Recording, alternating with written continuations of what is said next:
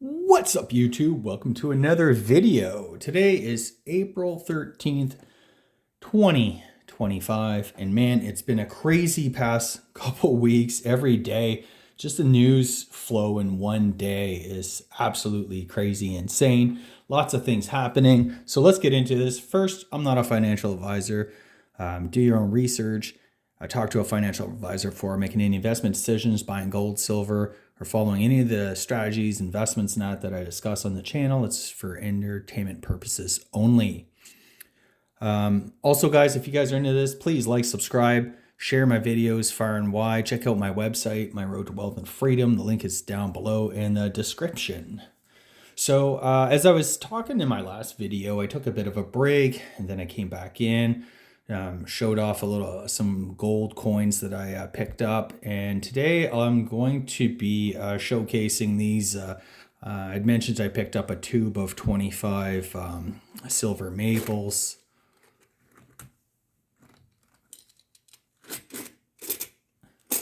and here they are. So sometimes I just get like little pieces of silver to fill in an order when I'm trying to get free shipping and stuff like that. But these are this is a 2024. They were selling for a lot cheaper than the 2025. So I managed to pick up these ones, King Charles. And there it is. So this has the bullion DNA and the mint shield to help prevent the milk spotting and stuff like that. That was common on maples from pre-2018. So yeah, overall I'm pretty pleased. Picked up another 25 ounces of silver. It's been a while since I did a silver purchase, but the price of gold is just doing phenomenally well. It's about 32.50 US, all-time high this week. Silver bounced back after the sharp sell-off that we saw the week prior. It's just under 32 US. So overall, I'm pretty happy. I mean, I'm continuing to stack and prepare as best I can. But what I wanted to talk about today was just sort of the last couple of weeks, all of the insanity and the craziness. Tariffs are on, tariffs are off. The treasury market seemed to be under some real stress. Initially, it had the 10-year note went down below, I think 4%, and then it bounced to about 4.5%, and things start to really kind of start to unwind until President Trump came out and announced a 90-day pause on, I think it was the reciprocal tariffs or something. Like, I don't know, man. It's just every day there's just something. But the U.S. and China are in a full-blown trade war. I think that's a big reason why, gold shot up and silver started to recover. And yeah, it's exciting times. If you're new to investing, yeah, you probably have lots of questions But what I really want to talk about today was just kind of what I've done, my approach, and the peace of mind that I get from just doing, the slow, steady, consistent habits of building real long-term wealth and financial security. So I've said these in some other videos, but last week, in the height of the market panic and sell-off, I was fine. I checked one of my accounts, I forget when it was, at some point during the craziness, and I was expecting to see, some major carnage. But I really didn't. I mean, some of my positions were down, but not by much. And then I realized that, like I've been doing this and preparing for this type of stuff for a long time. And if you follow my videos, if you've listened to what I've said, I'm very sort of diversified and I don't want to say risk averse, but as my family's net worth has grown over time, I've become a bit more conservative, and more focused on the wealth preservation, preserving what I've worked hard to build, and preserving the gains, the significant gains that I've had in, the stock market. I mean, I began investing in earnest in the crash of 0809, and prior to that, I had a little bit of investing during the dot-com phase. Um, but really, like real life, serious savings and investing for me started probably about, what, 15, 16, 17 years ago, something like that. And as a result, I mean, I've enjoyed the rising tide lifts all boats sort of effect that Warren Buffett talks about, right? Like if you just own the index, basically, I was buying the S&P 500 index at like, 700, 670 or something like that back in 0809. And, look where it is today. It's like almost 10x from there. So again, I just, those early investments, even though I wasn't making very much money, even though I wasn't super rich, and, you know, um, just being there and putting a portion of every pay towards, buying, what was at the time a really undervalued asset, um, had really helped out. So that's kind of one thing. But like I said, I've been looking at, since I sold a lot of my equity positions in the fall of 2019, and then things just seemed really overvalued, and I just kind of felt like there was going to probably be some sort of financial crisis. Not, and sure enough, we ended up with the 2020 lockdowns and the virus issues and stuff like that. So I ended up buying back in like a lot of people did. I bought that dip, bought that crash, bought the uncertainty, bought a lot of oil stocks and stuff like that. And, and they bounced back really, really fast. They sold out, but I was also doing something else. I was also buying some gold and silver. And, I've been a coin collector all my life. I've owned some gold coins and lots of silver and stuff like that. But it's one of those things that I'd never really done consistently. I would buy whenever I kind of felt like it on a whim, and wasn't really making that concerted effort like I did with my other investments. Every pay once a month or whatever, you're putting a little bit of money in. So I decided to change things up back in like 2020.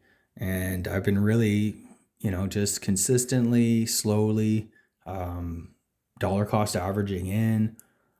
And, and I'm really happy where things have basically ended up now, because a couple other things too is that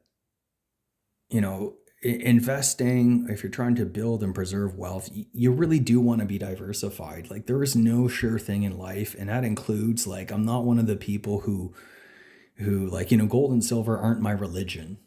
I like them, I own them. I think everybody should, but it's not my religion. I don't think everybody should be all in on gold or all in on silver. I think you're just looking for trouble if you get all in on everything or anything. So my approach really has just been, just really basic personal finance 101 stuff. Spend less than you earn, and save and invest, that money. Pay off your debt, including your mortgage. And that's exactly what I did. I focused really hard on paying off this mortgage, and we're really happy that, we're completely debt free. And that was a big piece. Could I have made more money in the stock market or, whatever? Yeah, I could have, but I can't tell you guys the unbelievable peace of mind that being, mortgage free um, has on you. Like it takes out so much stress. Um, Now I realize it's not everybody can do that and this and that, or I want to rephrase that. Anybody can do it, but few will actually have that discipline to, follow that path. So the other thing is gold and silver, diversifying, holding a portion of our assets outside of the banking system. Not because, for sure it's going to collapse and it's the end of the world, but it might collapse and it would be extremely devastating to our financial position. And that, my friends, is a risk I am not willing to take. So I do recognize the value of holding a certain portion of our total assets in physical gold and silver. And that's held outside of the banking system. And, you know, if we never need to use it, if it never comes to pass, I'm fine with that. It's insurance. That's how I look at it. Um, if we do need it, we're going to be some happy that that we have it. And lots of people talk about this it's a shit hit the fan situation, and it's going to be chaos and stuff like that. Yeah, I mean, yes and no. If you look back to history, the financial crises that happened all over the world, um, either in Germany and Austria during their hyperinflations, Venezuela, Argentina, all these places. Is there some crime? Yes. Is there theft? Yes. Is it but is it the total social breakdown and, law of the jungle? Not exactly, not really. Um, so I just think the people who think that they don't need to protect a portion of their financial assets by owning some gold and silver. They think I'll trade you my lead for your gold, or, we always hear stuff like that. That's just not true. Um, what usually happens is it's just a lot of people end up suffering, and those who have prepared fare much, much better than those who, failed to prepare. It's really just that simple. So yeah, well, just to kind of mention that, like I said, gold, silver, it's insurance.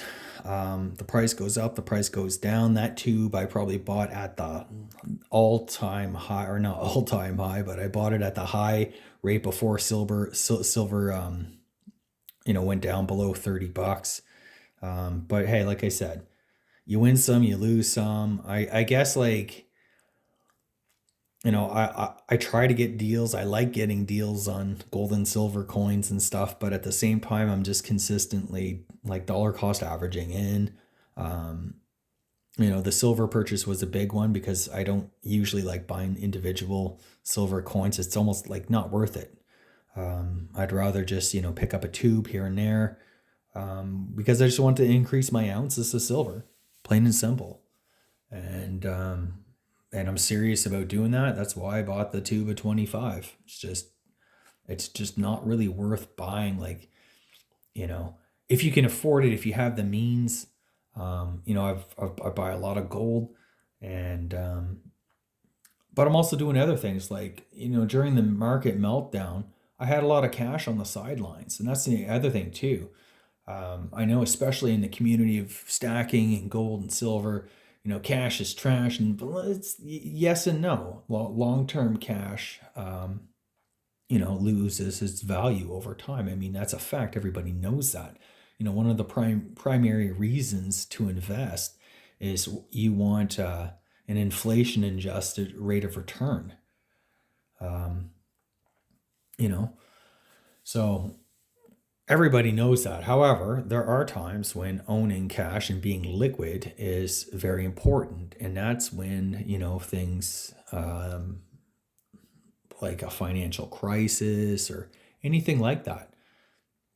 So I do, I guess I don't regret, especially now when you're actually being paid, a fairly decent amount of interest to, hold, um, UST bills. You're getting what, 4.5% or something like that. I mean, that's not bad, just to kind of sit and wait. Am I 100% in cash? No. But that buffer helps smooth out the overall volatility of the craziness that we've seen in the past couple of weeks. And I have been buying certain, I own dividend stocks. I try to own, really high quality dividend stocks and get the income from that. That's a big strategy that I like to follow. And, just to have like consistent sort of cash flow. And dividends aren't always guaranteed. I guess what I'm trying to say is that there is no one strategy that's 100% foolproof and guaranteed. There are no guarantees in life. There are probabilities. Um, you know, we can only do so much. That's why, again, being well diversified, not being in debt, and not having leverage, not using leverage is basically the key to my sort of financial approach.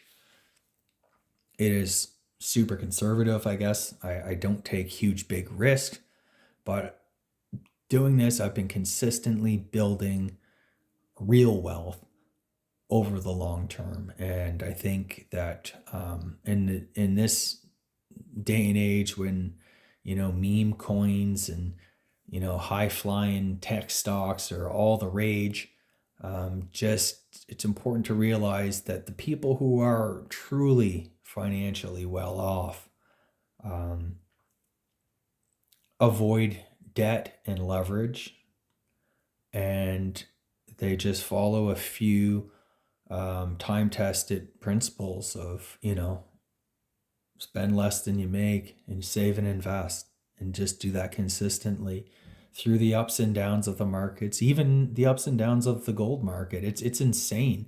For the price of an ounce of gold today, or for the price of a half ounce gold maple, um, I was buying a full ounce just a few years ago. So just keep on, stacking slowly, saving, investing, paying off your debt. And that's the best advice that I think really anybody can get these days. Because there are no sure things. And, I get lots of comments and read lots of comments about, people know this, people know that.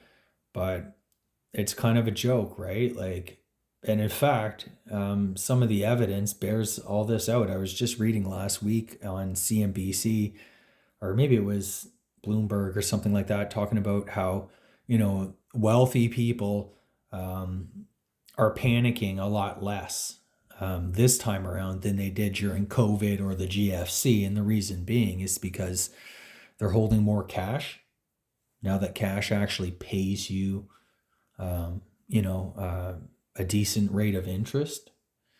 Um, they're diversified. They've, managed their investments such that they're not all in on, Nvidia at the top or anything like that.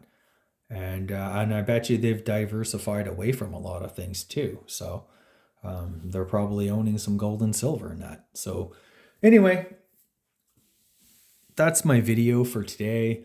Just weathering the storm. It looks like, again, we're getting conflicting ideas and statements from the government. I guess, on Saturday, Trump said, smartphones and computers and chips will avoid tariffs. And then today, the trade rep mentioned that that's not guaranteed to last forever, but appear. So it's just this constant chaotic. And I don't really think there's this grand master plan. I think it's just things are happening, the market's reacting, they're trying to adjust, they're doing all this. It's all super volatile.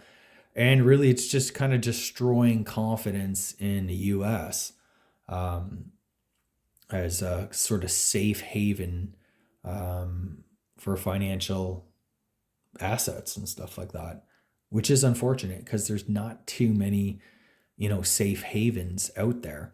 So yes, I still own U.S. Assets and the U.S. dollars, and but it is important to be, diversified and aware of the crazy risks that are coming. And and I'm okay too. Like that's the other thing I've long since recognized. I think a lot of the really good investors realize that, you're not going to be right on every single thing all the time.